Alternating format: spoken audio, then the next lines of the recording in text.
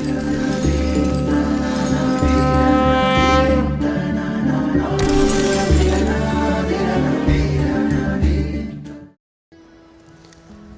શ્રી સ્વામિનારાયણ.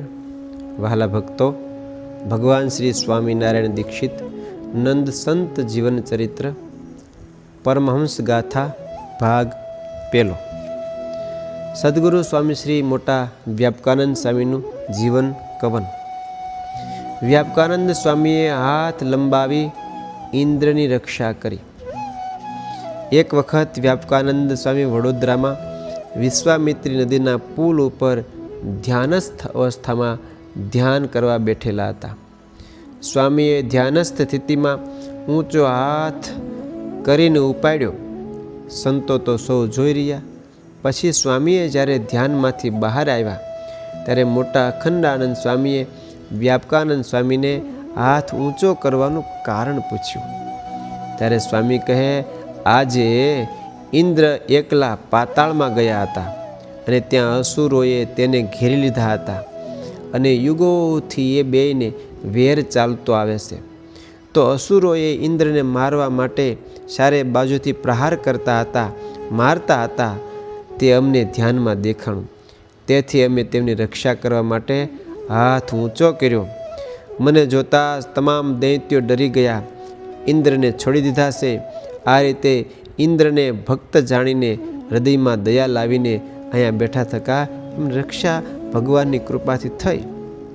ભગવાન શ્રી હરિના સંત પૃથ્વી પર બેઠા હોય અને પાતાળમાં ગયેલા એના પણ હાથ લંબાવીને રક્ષા કરી શકતા હોય તો ભગવાન સ્વામિનારાયણ તો સર્વત્ર બેઠેલા છે. આપણી રક્ષા કેમ ન કરે?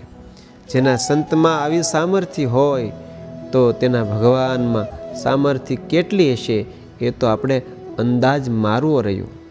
પરંતુ આપણે વિશ્વાસ રાખવાની જરૂર છે. વ્યાપકાનંદ સ્વામીએ હાથ લંબાવીને એમની રક્ષા કરી. તેમજ ભગવાન આપણી ઇન્દ્રિયો, અંતઃકરણ એ બધાથી રક્ષા કરશે. જેને આ રીતે સંત મહિમા સમજાય તેના જીવનમાં બળ બહુ આવે. તે ભગવાનની મૂર્તિ ધારવા સમર્થ બને. આમ ભગવાન સ્વામિનારાયણ વ્યાપકાનંદ સ્વામી જેવા સંતો દ્વારા અનેક પરચાઓ આપે છે.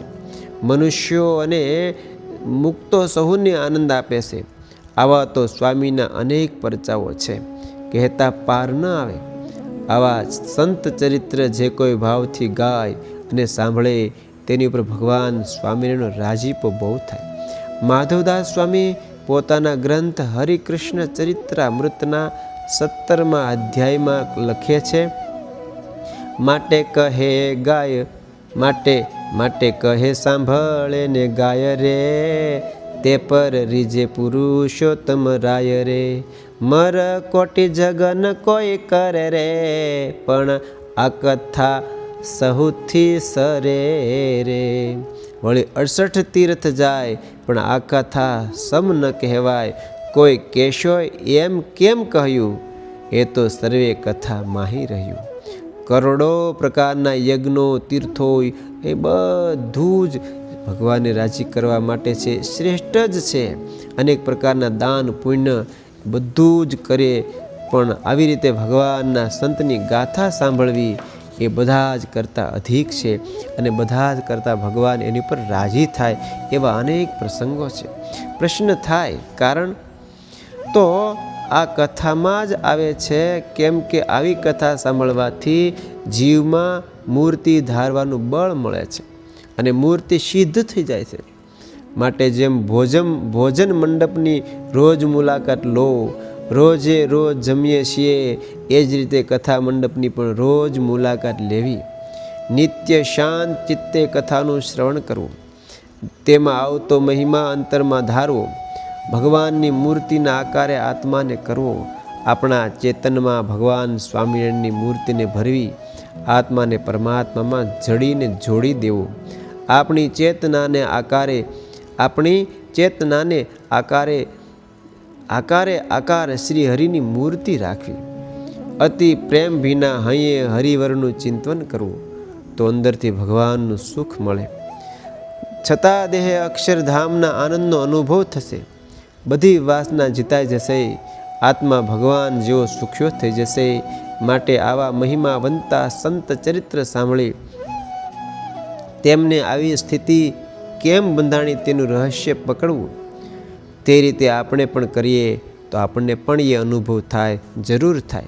તેથી માધવદાસજી સ્વામી કહે, આ કથા સાંભળવામાં જપ, તપ, તીર્થ આદિ બધું જ ફળ, એ બધાનું રહસ્ય આ કથામાં સમાયેલું છે. પુરુષોત્તમ નારાયણના મુક્તની વાત બહુ ન્યારી છે.